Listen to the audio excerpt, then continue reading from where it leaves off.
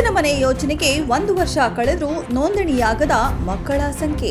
ಪಾವಗಡ ಕರ್ನಾಟಕ ಸರ್ಕಾರದ ಆಯವ್ಯಯ 2023 ಹಾಗೂ 24ರ ಖಂಡಿಕೆ 207ರಲ್ಲಿ ಘೋಷಿಸಿದಂತೆ ನರೇಗಾ ಯೋಜನೆಯನ್ನು ಅತ್ಯುತ್ತಮವಾಗಿ ಅನುಷ್ಠಾನಗೊಳಿಸುತ್ತಿರುವ 4,000 ಗ್ರಾಮ ಪಂಚಾಯಿತಿಗಳಲ್ಲಿ ಗ್ರಾಮೀಣಾಭಿವೃದ್ಧಿ ಮತ್ತು ಪಂಚಾಯತ್ ರಾಜ್ ಇಲಾಖೆ ಹಾಗೂ ಮಕ್ಕಳ ಮತ್ತು ಮಹಿಳಾ ಅಭಿವೃದ್ಧಿ ಇಲಾಖೆಯ ಸಹಯೋಗದೊಂದಿಗೆ ನರೇಗಾ ಕ್ರಿಯಾಶೀಲ ಉದ್ಯೋಗ ಕಾರ್ಡ್ ಹೊಂದಿರುವ ಕುಟುಂಬದ 3 ವರ್ಷದೊಳಗಿನ ಮಕ್ಕಳಿಗೆ ಶಿಶುಪಾಲನಾ ಕೇಂದ್ರಗಳನ್ನು ಕೂಸಿನ ಮನೆ ಎಂಬ ಹೆಸರಿನಲ್ಲಿ ಪ್ರಾರಂಭಿಸಲು ಉದ್ದೇಶಿಸಿ ಕಳೆದ 1 ವರ್ಷ ಕಳೆದು ಪಂಚಾಯತ್ ವ್ಯಾಪ್ತಿಗಳ ನಿರ್ಮಾಣ ಮಾಡಿರುವ ಕೂಸಿನ ಮನೆಗೆ ವಿದ್ಯಾರ್ಥಿಗಳ ನೋಂದಣಿಯೇ ಆಗಿಲ್ಲ.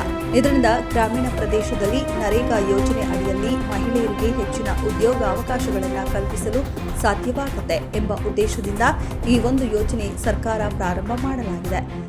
ದುಡಿಯುವ ಮಹಿಳೆಯರು ನೆಮ್ಮದಿಯಿಂದ ಕೆಲಸ ಮಾಡಲು ಮತ್ತು ಅವರ ಮಕ್ಕಳಿಗೆ ಸುರಕ್ಷತೆ, ಪೂರಕ ಪೌಷ್ಟಿಕ ಆಹಾರ ಸೌಲಭ್ಯ ಒದಗಿಸಲು ಸಹಕಾರಿಯಾಗುವಂತೆ ಪ್ರಸ್ತುತ ಆರ್ಥಿಕ ವರ್ಷದಲ್ಲಿ ಒಟ್ಟು 4,000 ಶಿಶು ಪಾಲನಾ ಕೇಂದ್ರಗಳನ್ನು ನರೇಗಾ ಯೋಜನೆ ಅಡಿ ಅತಿ ಹೆಚ್ಚು ಮಾನವ ದಿನಗಳನ್ನು ಸೃಜಿಸಿರುವ ಗ್ರಾಮ ಪಂಚಾಯಿತಿಗಳಲ್ಲಿ ಪ್ರಾರಂಭಿಸಲಾಗಿದೆ.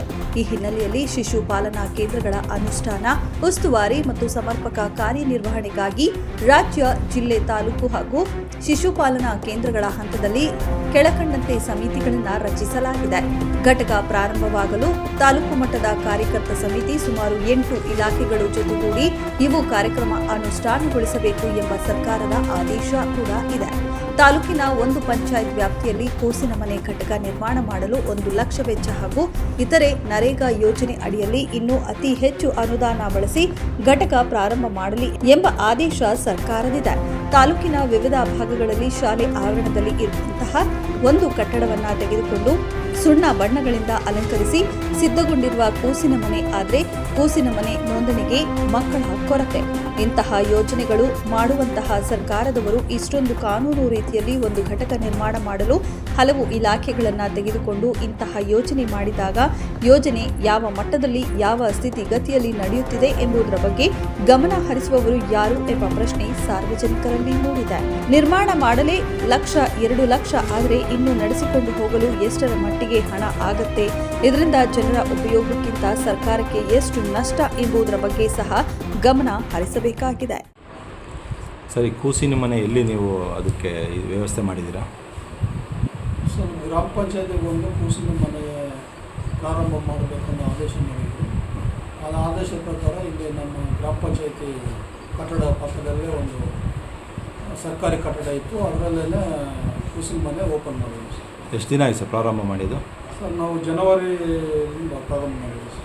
ಈಗ ಅದನ್ನು ಬಳಕೆ ಆಗ್ತಾಯಿತ್ತಾ? ಎಷ್ಟು ಜನ ಅವ್ರ ಮಕ್ಕಳಿರ್ಬೋದು? ಇಲ್ಲಿವರೆಗೂ ಯಾವ ರೀತಿ ಅದಕ್ಕೆ ನೀವು ತೊಗೊಳ್ತೀರಾ, ಮಾಹಿತಿ ಯಾವ ರೀತಿ ತೊಗೊಳ್ತೀರಾ? ಸರ್, ಟೋಟಲ್ ಅದಕ್ಕೆ 3 ವರ್ಷ ಕೆಳಗೆ ಮಕ್ಕಳು ಮಾತ್ರ ನಾವು ನೋಂದಣಿ ಮಾಡ್ತೀವಿ ಸರ್. ಅದರಲ್ಲಿ 317 ಮಕ್ಕಳಿದ್ದಾರೆ ಸರ್. Regular ಬರ್ತಾವ್ರ sir? ಇನ್ನೂ ಸದ್ಯಕ್ಕೆ ಇನ್ನೂ ಇಲ್ಲ ಸರ್. ಏನಿಲ್ಲ. ಇವತ್ತವ್ರಿಗೆ ಏನೋ ಅವರು ಬಂದಿದ್ದೇನಿಲ್ಲ ಇಲ್ಲ ಸರ್. ನಿಮ್ಮಲ್ಲಿ ನೋಂದಣಿ ಆಗಿರೋದು 317 ಸರ್. 317. ಅವ್ರಿಗೆ ಏನೇನು ಫೆಸಿಲಿಟೀಸ್ ಕೊಡಬೇಕಂತ ಇದೆ ಗೈಡ್ಲೈನ್ಸ್? ಸರ್, ಗೈಡ್ಲೈನ್ಸ್ ಕೊಟ್ಟಿದ್ದಾರೆ ಸರ್. ಅವ್ರಿಗೆ ಪ್ರತಿ ಡೈಲಿನೂ ಒಂದು ನಮಗೆ ಒಂದು ಆದೇಶ ಮಾಡಿದ್ದಾರೆ. ಇಂಥ ದಿನ ಇಂಥ ತಿಂಡಿ ಕೊಡಬೇಕು, ಅದೆಲ್ಲ ಕೊಡಬೇಕು ಅಂತ ಆದೇಶ ಮಾಡಿದ್ದಾರೆ. ಈಗ ಜನವರಿಯಲ್ಲಿ ಆಗಿರೋದ್ರಿಂದ ಇಲ್ಲಿವರೆಗೂ ಪ್ರಾರಂಭ ಮಾಡಿಲ್ವಲ್ಲ, ಹೌದು ಸರ್. ಅದಕ್ಕೆ ಸರ್ಕಾರ ನಿಮ್ಗೆ ಯಾವ ರೀತಿ ಮಾಹಿತಿ ಕೇಳ್ತಾ ಇಲ್ವಾ?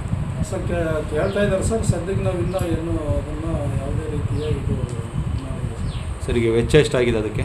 ಸರ್, ಅದು ನಮ್ಮ ಗ್ರಾಮ ಪಂಚಾಯತಿ 15 ಹಣಕಾಸಿನಲ್ಲಿ ಅದು ಬಿಲ್ಡಿಂಗ್ ದುರಸ್ತಿಗೆ ಅಂತ 1 ಲಕ್ಷ ಮಾಡಿದ್ವಿ ಸರ್. 1 ಲಕ್ಷ. ಅದು ಬಿಟ್ಟು ಬೇರೆ ಏನಾಗಿಲ್ಲ? ಅಲ್ಲೇನು ಮಕ್ಕಳಿಗೆ ಏನಾರ ಶಿಕ್ಷಣ ಹೇಳ್ಕೊಳ್ಳಿಕ್ಕೆ ಅಂತ ಮಾಡಿರೋದ, ಸುಮ್ಮನೆ ಅವರು ಬಂದು ರೆಸ್ಟ್ ತೊಗೊಳ್ಲಿಕ್ಕೆ ಮಾಡಿರೋದ? ಇಲ್ಲ ಸರ್, ಒಂದು 2 ಆಯನ್ ತಗೊಳ್ಳೋಕ್ಕೆ ವ್ಯವಸ್ಥೆ ಮಾಡಿದ್ದೀವಿ ಸರ್. ಅವ್ರಿಗೆಷ್ಟು ಇದು?